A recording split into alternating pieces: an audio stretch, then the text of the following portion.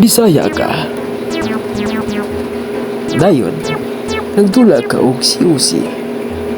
Nakaitudlo nimo. Tanawa. Kaya tutorial yun ni ha, tutorial yun ni. Kasi mamina ki may tutorial yun eh. Karon, ibutang nako ang queen diri na lang sa baba para mapatay ning kuan eh. Kaning yang nga igil-igil ay. Basta ka ng igil. Ito ang igil nga. Dayon, bitag healer na to na. Pagka mag-healer, butangan din na to balon na para check sa mga traps pa. Dili madali ato ang mga healer para makasustain ang ato queen. Ug mosulod na ng queen na dira, papa din nato ng kuan. Ang king para di na muli ko ang queen. Pisti po ng wall breaker ay may naigo nga wall ay may gani nga abot. Yung abot ang warden ay maayo. Hindi ko ang balik ang king. Kaman na, kamatay na. Quick na gaya, quick na anak, patay oh. Kita mo? Kita ninyo? Oh.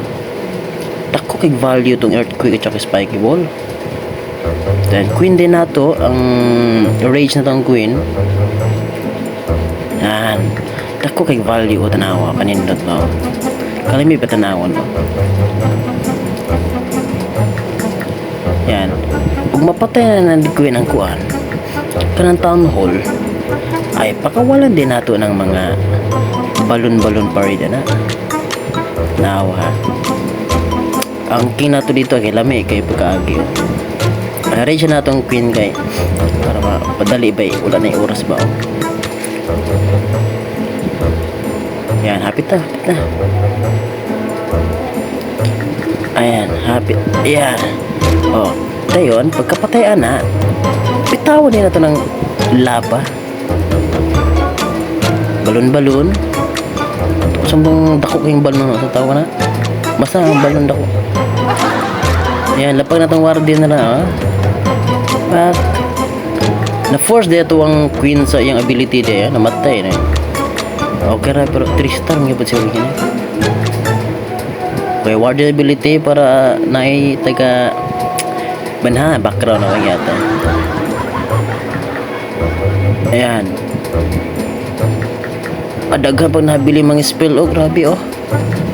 Mo nakakusog ng labalot. Tanawa ra kapag nabili. Kusog kayo oh. Ano ninyo? Kusog kayo no? Wala na 3 star no? Overkill pa.